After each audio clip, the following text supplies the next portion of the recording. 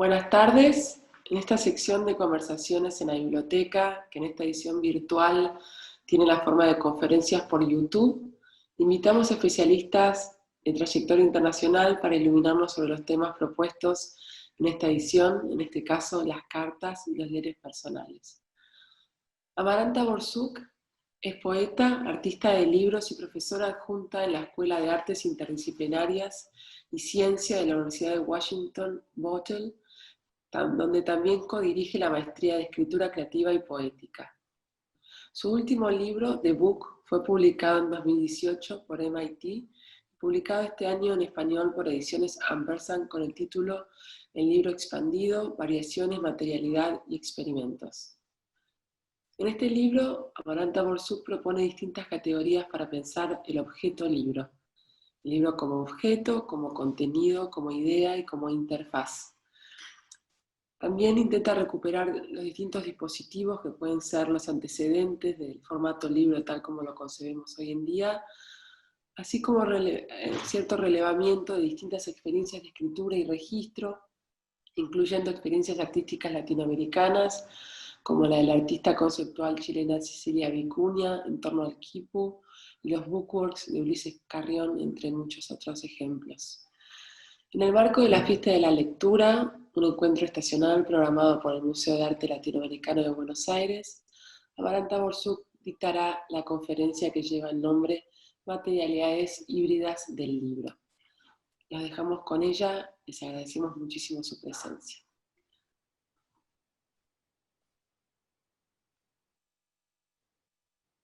Thank you very much, Magdalena, for that introduction. And thank you to everyone for being here today. I'm going to give a short presentation on the hybrid materialities of the book that gives you a kind of sense of how I came to this project and particularly why I think that artist books and experimental books have something to teach us about a way forward for books. So thanks again, everyone, for being here for this talk. I am a poet, scholar, and book artist whose practice encompasses print and digital media, performance, and installation. And the work that I make takes the form that it requires, which varies from project to project. This is partly because my creative practice is research-based. I'm interested in art as exploration, and I engage in projects where I begin with an idea, but where the work itself teaches me during the creative process. So my most recent publication, which Magdalena mentioned, is a critical volume on the book, and I approach the subject through the lens of a hybrid poet seeking to understand what a book is, can be, and can do, and how our feelings about that have changed over time. In my talk today, I'm going to be using the word book a lot, and what that word means to you might vary from person to person. I would imagine that as someone who would attend a virtual reading festival, many of us here today will be picturing a similar object when we hear that word. A stack of pages printed on both sides, bound on one end and encased between covers, something like what you see in this illustration. Known to historians and bookbinders as the codex, this object got its name from the Latin word for tree trunk, which was the term that the Romans used for its precursor object, which was a gathering of wooden tablets that were hollowed out, filled in with wax that could then be inscribed with a pointed stylus. The object that you see here is something that's been naturalized for us to such a degree that most of us no longer even notice its form. You probably think of it as a quite handy form that's very suited to reading in many contexts, whether you're reclining in a chair at home, sitting in the bath, or riding in a train. It's a form that has developed over time to suit our needs as readers. And in fact, for some readers, this particular shape is so essential to our idea of what a book is and how it functions. The notion that digital reading devices like the Kindle or iPad might replace it is horrifying. But while the Codex has enjoyed a long history, it's actually not the only form in which language has been recorded. In fact, it's preceded by more than 2,000 years of different forms that each culture has found for recording information. These are just a few of the many physical forms for recording information we've resorted to over time.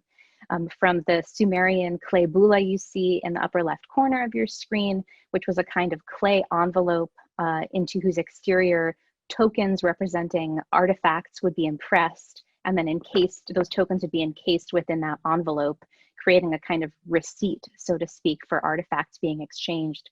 From something like that to the Andean quipu that you see from 2500 BCE, which was composed by knotting, as I'm sure many of you know, knotting strings in cords that were made from wool and from animal hair sourced from the local supply of camelids.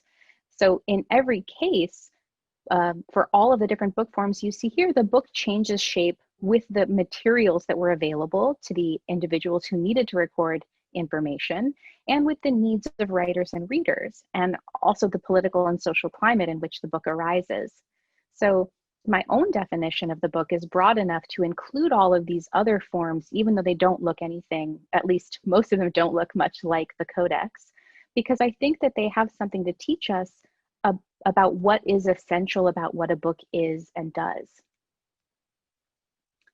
I consider the book a portable information storage and retrieval device. It's a material form for the dissemination of text. I don't say this is the only definition, but it's one that has been useful to me in my own creative practice and in my thinking about where books have come from and where they're headed. I don't believe that e-readers are replacing books or that they are inherently bad or degraded forms of the book. And I do think that the book has changed over time and will continue to do so. One of the things my research into the book has shown me is that in all books, whether a rare bound volume or an ebook on a Kindle, the interface through which we read fundamentally impacts the work's meaning. So we can't pretend that a book is simply content that can be poured into any form. The book that you see here in the background of this image, the Chansonnier Cœur de Forme, is a facsimile of a 1470 volume that was commissioned by a nobleman and bishop collecting French and Italian love songs. And as you can see, the form and the content are very closely interrelated. The book has been bound in rich red velvet, a material that we probably now associate with heart-shaped candy boxes, but certainly kind of a sumptuous and very touchable and beautiful material. The content has also been designed directly for the shape of these heart-shaped pages, where the person who did all the calligraphy and illumination, you can see that they have designed a margin around all of the edges of the text so that this is actually text designed to fit onto these pages, not simply cut down later to fit into this form.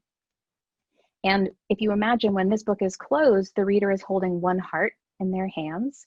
And when it is open, suddenly they're holding two hearts that are conjoined, which fits beautifully with the metaphor of a love song, which brings together the two hearts of two beloveds, whether they're actual lovers or whether they're the singer and God or a deity. The metaphor of one heart becoming two happens right in the reader's hands. Another interesting fact about this book is that anytime the word heart appears in the text, it has been replaced with a drawing of a heart, a kind of proto-emoji. I'm interested in experiments like this one where form and content are intertwined. And in my own work, I'm looking for ways to explore that intersection, particularly as it relates to the relationship between print and digital media. For this reason, I'm drawn to artists' books because of their very engagement with this relationship between form and content, as described here by the book artist and scholar Johanna Drucker.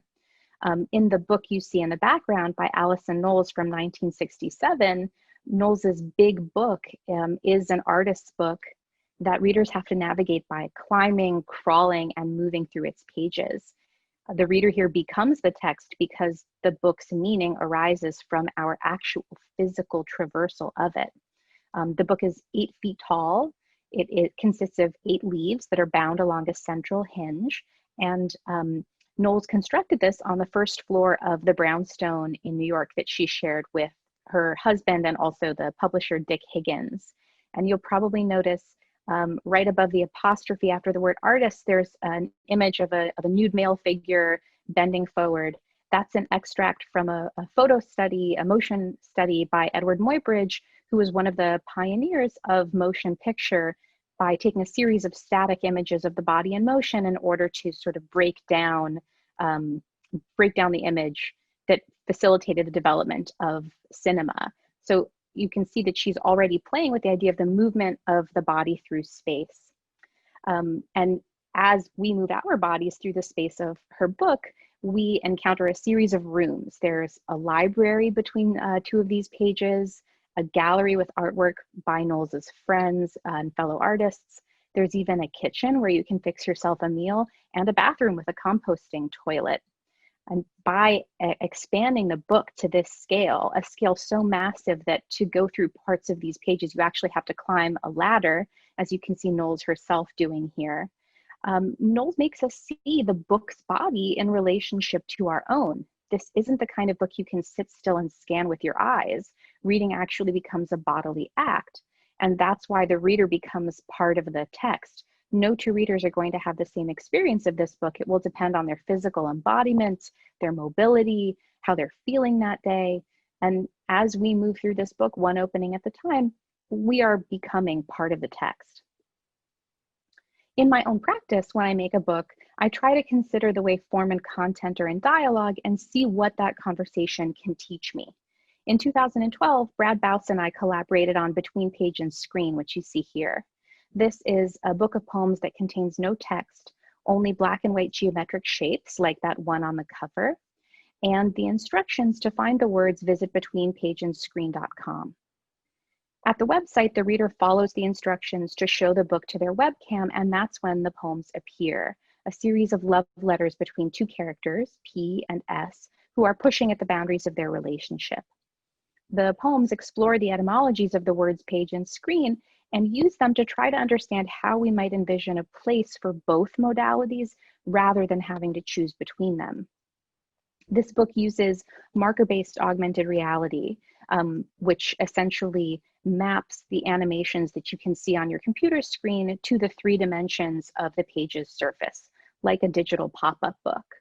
And the words don't exist on either the page or the screen, but in the space between them, opened up by the reader and facilitated by the computer. The poems can't exist without both interfaces, print and digital. Between Page and Screen taught me something that I should have known, which is that every book is shaped by its reader. What they're wearing, where they're sitting, how they're feeling, and how their body moves through space, all of that is part of the book.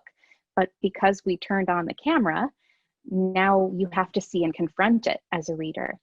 This is true, of course, not only for digital books, but for print as well. And it's one of many features that print and digital books have in common, which is kind of the key theme of what I want to share with you today, the ways in which print books are already showing us some of the affordances of digital technology.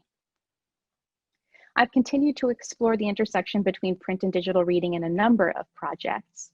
This one, Whispering Galleries, was another collaboration with Bouse, commissioned as a site-specific text work for the New Haven Public Libraries in Connecticut, which is the state where I grew up.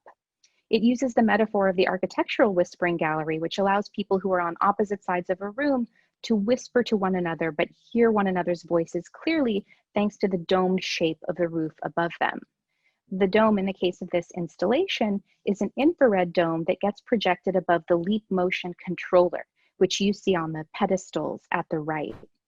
So this small controller projects a dome of infrared that can detect the location of the visitor's fingers and wrists in order to map their gestures to what's happening on the screen in front of them.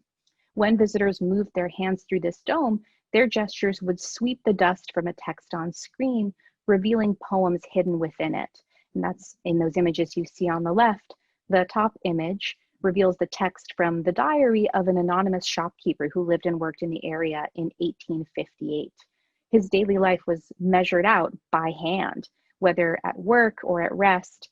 His hand was instrumental in every aspect of his life and livelihood. He writes about playing the violin, writing music, and also doing the manual labor of his job, which included sweeping out the shop every morning.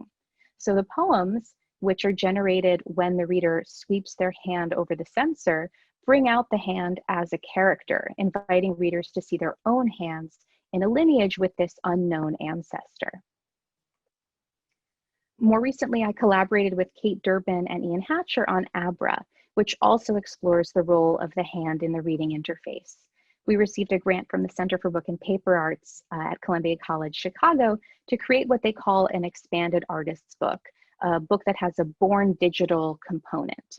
Our project, Abra, incorporated both a limited edition book and a free iPad and iPhone app.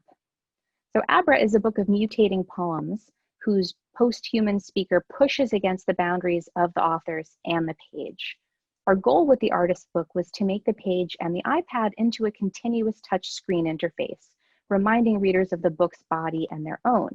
We used a number of techniques to do this, including blind letterpress impression, where a book is run across a letterpress, or a page is run across a letterpress without any ink, so that in order to see the text, you have to hold it up to the light or run your fingers across its surface.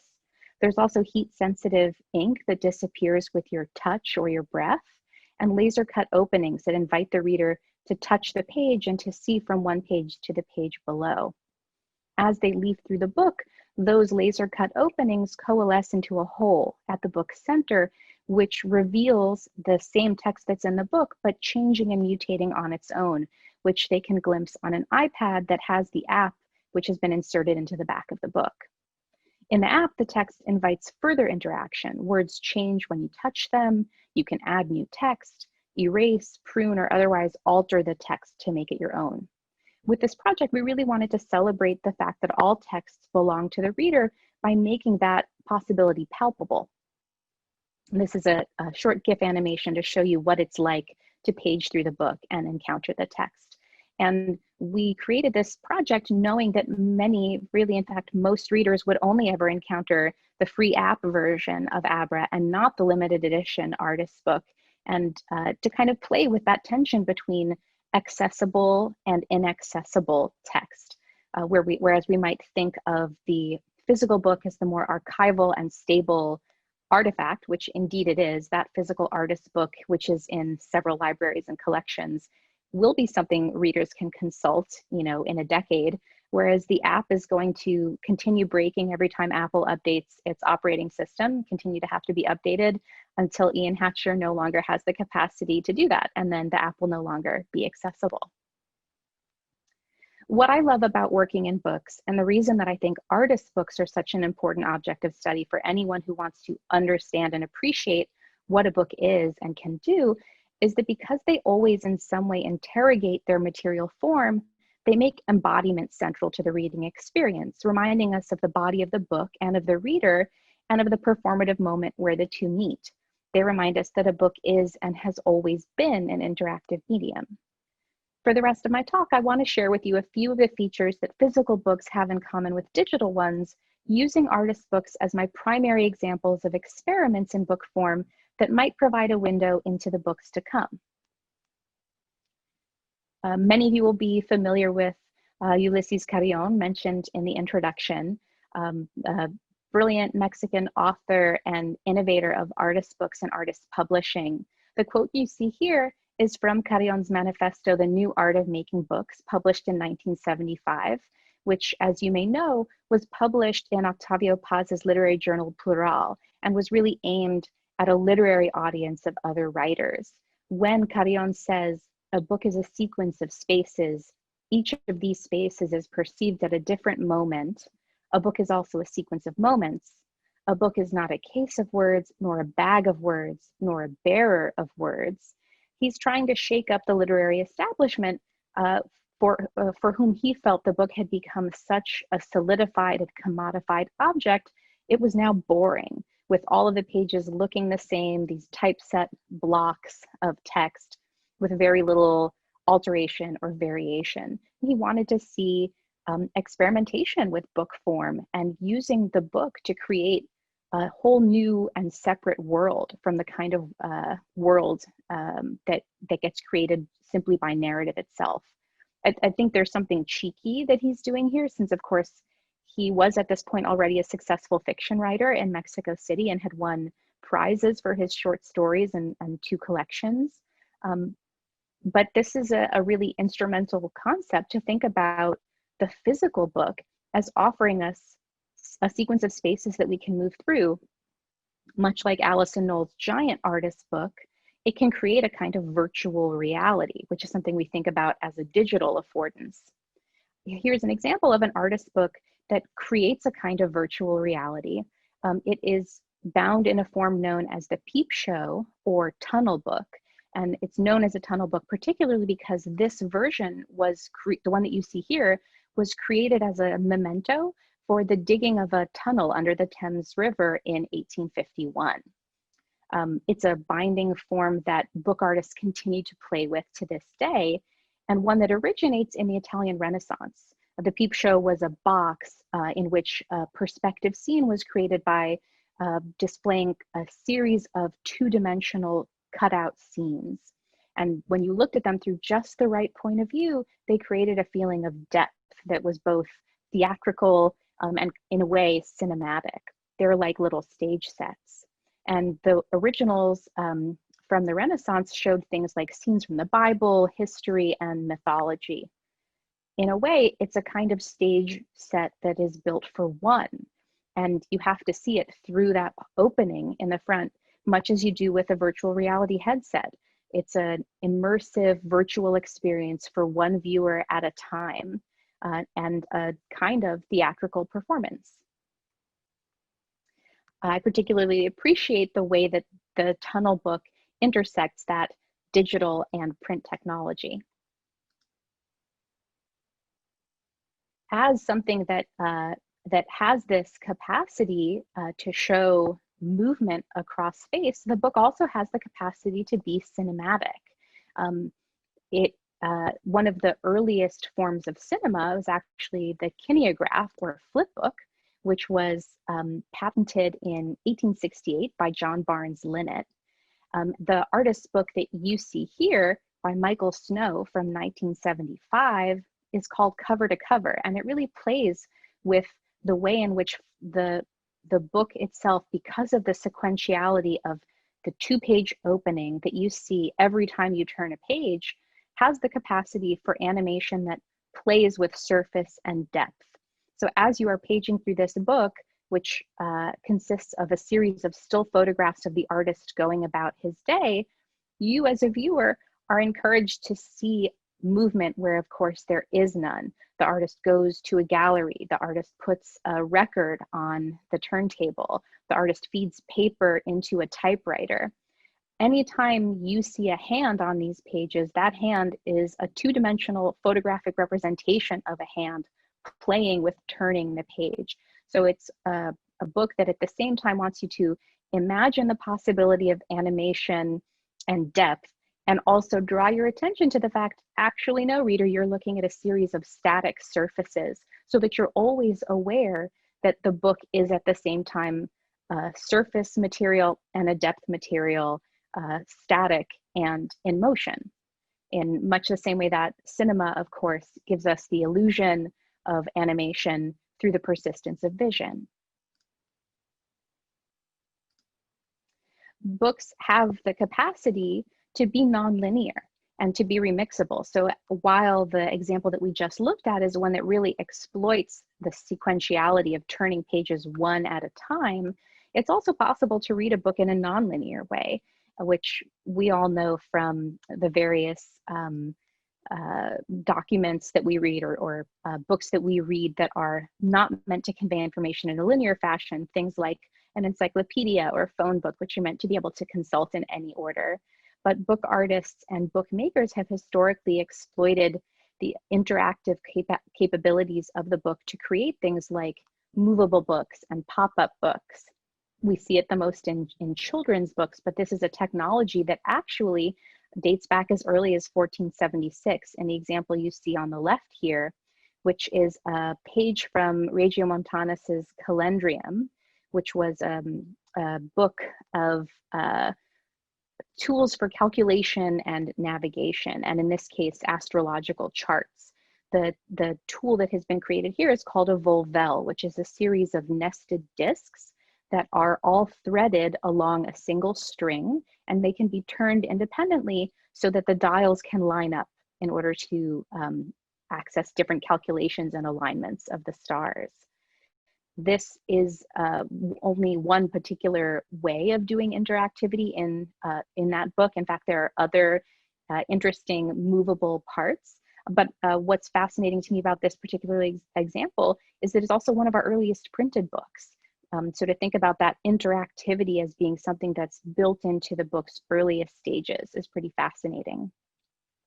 By contrast, the book on the right by Raymond Queneau, which is from 1961, uses interactivity in a different way. Queneau was part of the Oulipo, the Ouvroir de littérature potentielle, which was a group of writers who gathered together after the Second World War to kind of reinvent poetry and literature by inventing new structures, many of them based on computation and science for developing texts. And they were especially interested, as their names imply, with potential literature, literature that could be created or where multiple possibilities could be created from a single source. So what you see here is a book of 100,000 billion poems, as the name implies. There are 10 Petrarchan sonnets written with the same meter and the same rhyme scheme. So the pages have been sliced in between each line so that the reader can turn the poems one line at a time to generate 10 to the 14th power different poems. The amount of time it would take to read such a volume, if you were to try to read every possible iteration of the poems contained within it, is something like 200 million years. So more than a lifetime. There's more potential in this book than we can actually access. But of course, the point is not to read them, just to know that they're possible. Because the book has a body, like ours, it can also be ephemeral, subject to decay and destruction, whether by moisture, fire, or insects. They're also subject to censorship and destruction. Whenever there is a regime change, one of the first targets is always the intellectual activity as measured in books and libraries, which are sacked and burned. And we tend to think of ephemerality or things that don't last as something we associate with digital media, like all of my projects that I showed you before, which really hinge on technologies that are evanescent and that will probably not be accessible to us within the next 1 to 10 years. But of course, it's not only digital technologies that change and evaporate, it's also the physical material technologies of the book, which is something that the German artist Diderot really explored and exploited in his artist books. He escaped to Switzerland as a boy during the Second World War, and there he developed a number of artist book techniques and art techniques that involved working with materials designed to decay. He worked with chocolate and birdseed, even urine and feces, and all materials that don't last. In the book that you see here in the background, which was part of his Literaturverse series, the artist basically pulped and then cooked books and magazines that he disliked. He was using his mother's sausage recipes to turn Marx, Hegel, and German tabloids into sausages that he cured for posterity. He's clearly playing here with the idea of preservation, because by preserving these texts, he makes them completely inaccessible to us. And he's also playing with the idea of the sausage casing, because like a book, this Literaturverse is encased in a skin, but it's a skin that, unlike the, say, animal hide of a leather-bound book, does not permit access to the content within. He's making perhaps also a commentary on the way we consume books by turning this into a book that we could potentially consume by eating. And he's also having a laugh at conservators who have the task of trying to preserve these artist books, which are now in institutions around the world, for posterity, when in fact, the shelf life of a sausage might be about 6 weeks unless you refrigerate it. So these works are attracting vermin and mold and decay into important archives and potentially jeopardizing any materials that are stored near them. So really wanting to draw our attention to the fact that books are subject to decay and destruction in the way that the human body is. At the start of this talk, I defined the book as a portable information storage and retrieval device, and I mentioned that I don't think this is the only one or even the best one. I would say of the artist books that I've shown you today, many of them are portable, except for maybe Allison Knowles's Big Book, and all of them are storing information for retrieval in some way, and they're doing it in a way that makes us want to question and think about how books function, how they interact with our own bodies, and what the body of the book does when it comes into contact with the human body. When I wrote the book, the key way that I was thinking about books was that books emerge from dialogue. We are constantly negotiating as a culture what books are and deciding, is a book on a Kindle or is a book on your phone? Is it the same thing? Is it actually a book? How does reading in those different interfaces change what we expect from a book and what a book could potentially do? I think the book is a contested term, and it's one that we're constantly negotiating, and one that's going to continue to shift with our needs and capacities. So the definition of a book comes through dialogue, through experimentation, like the artist's experiments that we looked at before, and through creative reinterpretation. So when the book was about to come out, I reached out to more than 100 writers, artists, publishers, scholars, and librarians to ask them how they defined the book. And I published their definitions at the website you see here to create a kind of living catalog of the book's porous boundaries. So I'll share a few that, although they differ in significant ways, cohere around the embodied, performative, and interactive capacities of the book.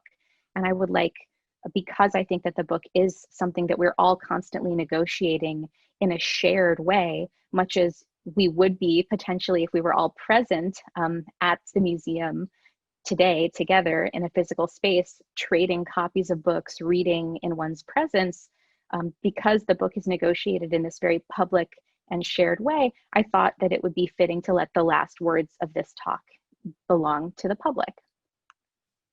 The artist Jason Dodge says, "I think a book is where we explore the magical space between eyes and a bent arm."